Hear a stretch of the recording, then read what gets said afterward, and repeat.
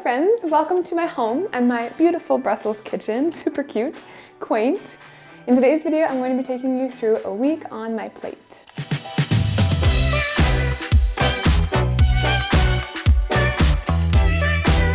We're going to talk all the food stuff. Preparation, grocery shopping, recipe ideas, it's all covered in today's video. Mangiamo! In today's video, I'm going to share with you a few templates that I have developed over the years to keep myself healthy and well-fed. I love to cook and to eat, and I don't follow any particular diet, nor do I restrict calories or count macros, and to me, no foods are off limits. I eat to fuel the activities that I enjoy, but I also seek to cook foods that inspire me. Yes, food is fuel, but it's also an immense source of pleasure. So it's my hope that after today's video, you leave here feeling a little bit more inspired to go into the kitchen and get your hands dirty and try out some new flavor combinations. Now, no 2 weeks of eating are the same for me, but there are a few things I like to keep in mind when I am shopping and preparing my food. 3 to be exact.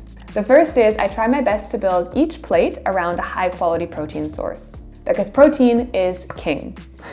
It sounds so lame, but trust me, it's important. Whether or not you participate in any kind of resistance training, I think sufficient protein intake should be a daily consideration for everyone, because protein is an essential macronutrient that promotes satiety, muscle repair, it helps prevent muscle loss, the list goes on. But the first point of satiety is really important, because when you consume a protein-rich meal, you're more likely to leave feeling satiated or full, satisfied.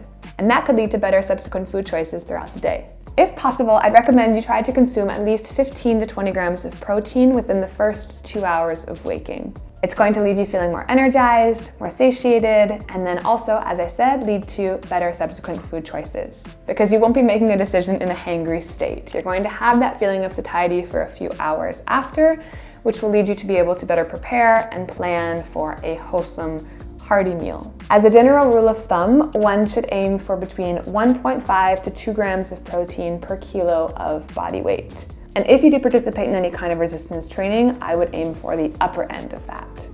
Number 2, minimally processed foods when possible. And to me, this means foods that I can both recognize and pronounce. And I can recognize chocolate. I know how to pronounce sugar and butter and fat and gluten, all of that.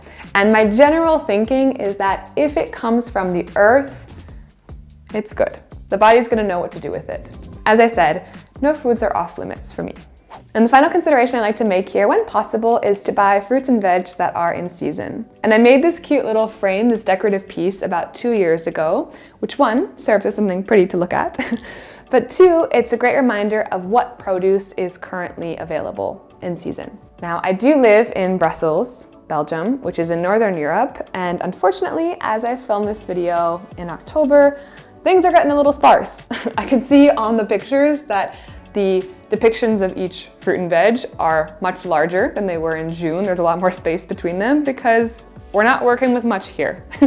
And I'm sharing these guidelines with you to be used as just that. They're not hard or fast rules, because you may have your own dietary restrictions or considerations, and you may be watching this from a different part of the world. So you're going to have different seasonal produce to work with, but it's just, as I said, considerations to keep in mind when you're doing your planning and grocery shopping for the week. Before I buy any food, as I'm nearing the end of my week's shop, which I am now, I always make sure to take stock of what I currently have. So for that, I need to do a little fridge clean out, because it's getting a little grim here. It's Friday. We are, as I said, at the end of our shop, so I think all I have in here is like cheese, ham, and beer, which I can't make really anything from. Although I'm married to a Czech, and if anyone can make a recipe out of cheese, ham, and beer, it's the Czechs. Maybe that's a good challenge. But I digress. One thing that I learned from a channel on here called Pro Home Cooks is that when you are structuring your recipe selection for the week, if you're new to cooking and experimenting with different flavors, it will really help you to narrow down to one cuisine at a time. So let's say, for example, you want to cook a Mexican dish. Once you've decided on your cuisine, you're going to be working within a scope of flavors and fat profiles that are from that cuisine. So with Mexican, for example, you can use things like citrus, orange, lemon, lime. You have spices like coriander and cumin, salt, pepper. You have fats, avocado, there are certain things that you're going to be able to use to keep the dish cohesive and true to its Mexican roots. It would be a little bit weird if in a Mexican dish you decided to use tahini, for example, or rosemary. And I say this just because if you're new to experimenting in the kitchen, this is one thing that I have found really helped me not make as many disgusting mistakes. I have definitely had my fair share of dishes that did not turn out well. But once I started implementing this and choosing from an umbrella of flavors from a cuisine, it helped a lot. But the other side of this is hopefully trying to minimize food waste. So for this, I have another resource, which is a great docu-series called Salt, Fat, Acid, and Heat. I believe it was also originally a book. So what this documentary taught me is that each ingredient plays a specific role that lends itself to the entire flavor of the dish. And that if, for example, you're making a recipe that calls for limes, but you don't have limes, instead of running out to the store, ask yourself why is this recipe calling for limes? Well, it's because it wants the acidity. So if I don't have a lime, maybe I have an old lemon lying around, or maybe I can use white wine vinegar. The dish will not be the exact same as the recipe creator intended, but it's working with what you have, which I think is always a good thing. And two, it's helping you understand the construction of the dish and that each ingredient is there for a reason, which I think is cool because it makes you feel like a little mad scientist in your own kitchen, and that you are being flexible and resourceful with what you got. I mean, who doesn't want to be resourceful? Who doesn't love that feeling at the end of the week when you've used up every single piece of produce and food in your fridge and all you're left with is baking soda and beer? Having an empty fridge, knowing that I have stretched my shop to its limits is my fetish. Tell me you live with a check without telling me you live with a check. It's like endless supplies of cheese and guanciale, different varieties of ham. I could not make a meal from hummus. Yeah, it's expired hummus. This little thing. One trick that I picked up is if you eat cheese, we can be friends, but if you eat cheese, specifically Parmesan, don't ever throw out the rind. This is Flavor Town. It looks quite unassuming, but this can be thrown into any kind of like stock or stew, especially in the winter if you're making like a chicken soup or chili. It's gonna like just ooze out and be a flavor saver. But I've recently had this goal to experiment more in the kitchen and try out one new recipe a week. I love to cook. My safe space is the kitchen. I find it really therapeutic. It turns my mind off just working with my hands, being there with the food. It's a whole sensory experience. I love it. I love coming home from work, putting on a Norah Jones playlist, pouring myself a glass of wine, and just allowing myself an hour or sometimes two to put dinner together.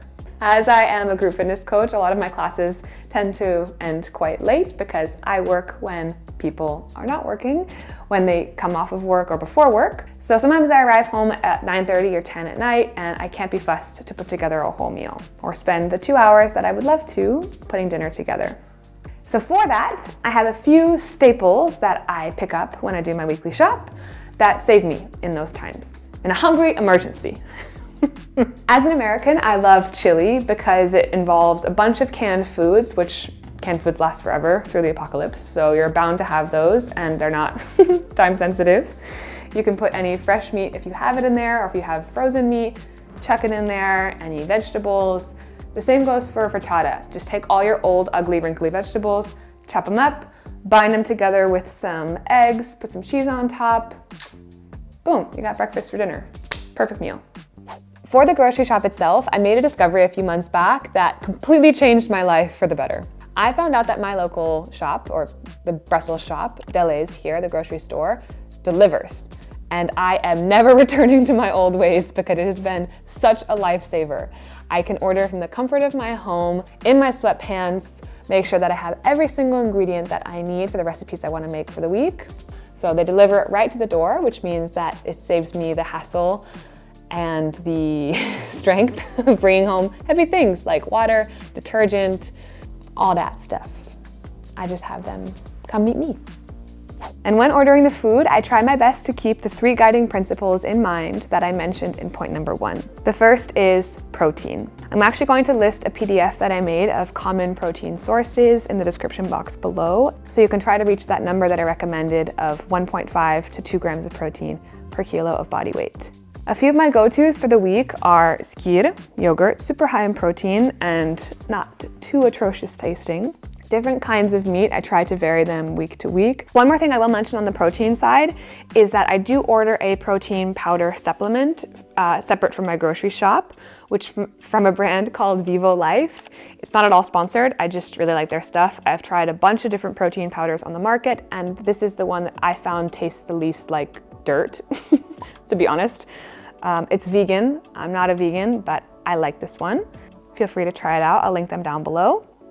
And I found that protein powder as a supplement can be very helpful because getting all of the protein I require in whole food form would take a lot more planning than I can be bothered to do. And it would require me probably eating all day long, which I have no problem with, but as I said, just like so much planning around the protein front. So protein powder is a very helpful supplement because it can be thrown into like a shake after my workout for a quick dose of protein, or I put it in banana pancakes in the morning, parfaits. It's just nice to have it there to make sure that all of your bases are covered.